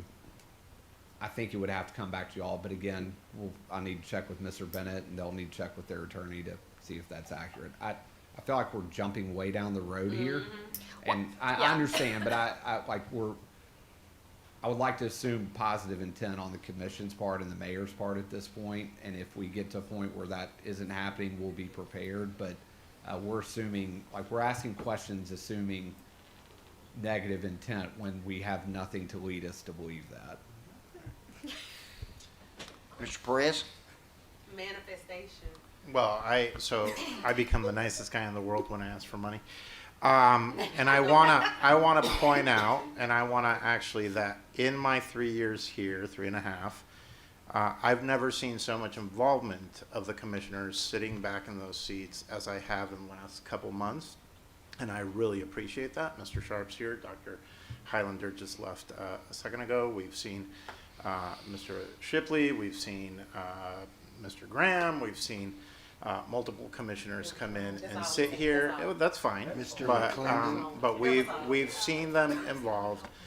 I And the deputy. respect that. I honor that.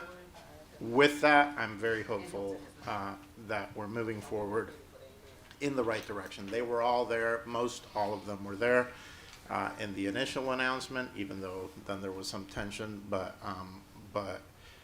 my hope is, I think the entire community of Hamilton County knows it is time to make a difference. The entire community knows this is the moment. And so I want to thank and respect the commissioners here publicly for your involvement. That doesn't mean that you're not going to have your heated discussions and your priorities, but it hasn't been ignored by me that you've been there the whole time. So thank you. Mr. Cron? Thank you, Mr. Chair.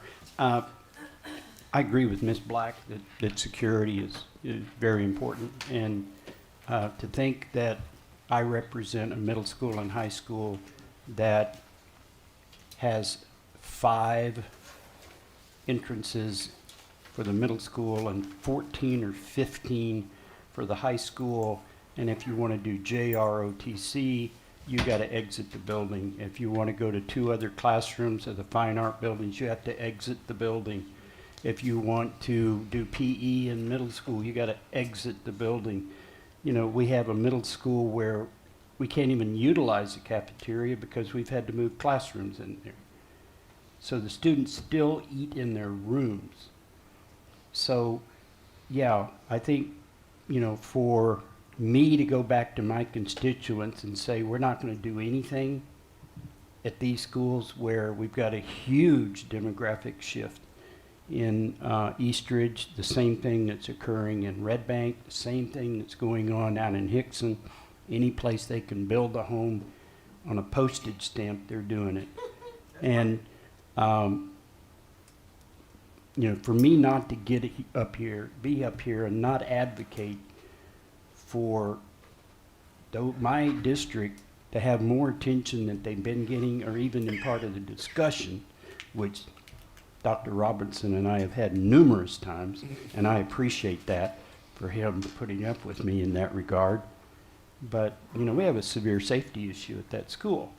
You know, I got to hand it to Principal Moreno. He locked the back gate to where you cannot drive around behind the school, and that's a big plus. You know, what I'd like to see over there is for the entire parking lot to be locked up during the day. But yeah, you know, if we really want to talk about safety at that school, you know, maybe we need to have that discussion. And I certainly want to support Mr. Perez, because anybody who has been to a wrestling match or a basketball game or a football game or even a soccer game on Signal Mountain, and you got to park down by the entrance to the elementary school and walk all the way up because it's so crowded, that is that's a safety hazard, tremendous safety hazard. And I can't imagine having to evacuate that entire campus down that one road. We've got all that space there, and I know there are topographic issues, but that road needs to be widened, probably twice as wide, and we need to have another entrance exit constructed. And, you know, and that for me is more of a priority than a new addition at Thrasher right now. So, yeah, you know, we got 3 or 4 portables sitting right over at the old CSLA site. You know, we can handle the growth at Thrasher and Nolan for 2 or 3 more years, you know, without expanding those 2 buildings. We have huge other priorities. So on my list, you know, that's going to be down number 7 at the bottom. I think we've got more issues, and I certainly think, you know, considering how much money it would cost to do what Mr. Perez and I would like to see done on Sam Powell Road, yeah, that's going to take a considerable amount of money, not just a little bit. Thank you. Ms. Jones? So with all that being said, we're going to close this meeting out.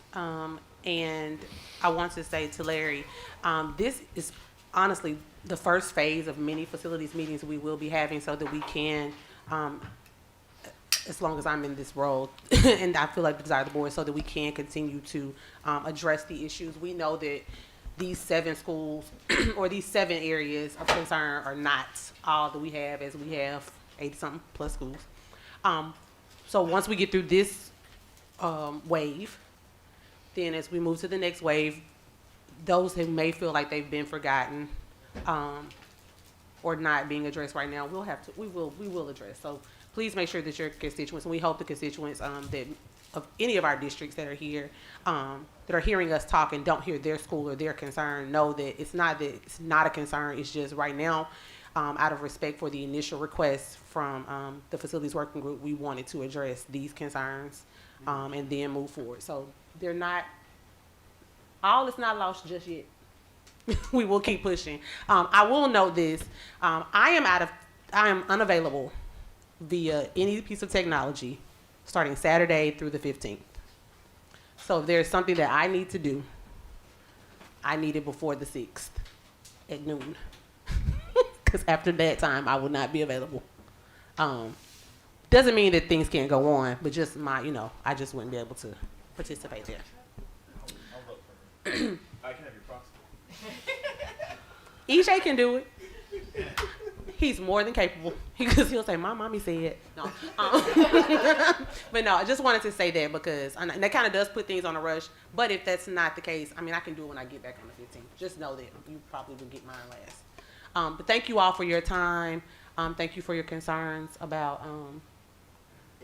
Joe Wingate has asked for permission to speak, and I want to let Ms. Jones kind of wrap this up, Joe. So you go ahead. I just want to say, just a reminder, policy committee meeting Monday, 5 o'clock. You should have been Right. forwarded the policies that we'll be addressing. So I just want to put that out there as a reminder. And then I don't know if this was addressed or not. Y'all may have did this, but we lost a former board member and commissioner. Did y'all talk about this?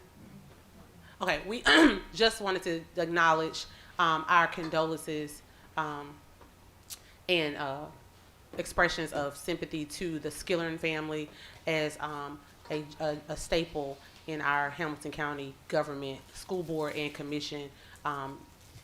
Former Commissioner Fred Skillern did pass away this week, and so we want to extend our condolences to the Skillern family, the community of Soddy-Daisy, and all that have been impacted by the body of work that he did here in our county and the impact that he made there. Just wanted to express that because he has served on both bodies and advocated for children in Hamilton County, so we did not want to go awry before we leave without acknowledging the loss of that gentleman. And that's all I have. All hearts and minds clear. Meeting adjourned. Thank you. Glad you were so present.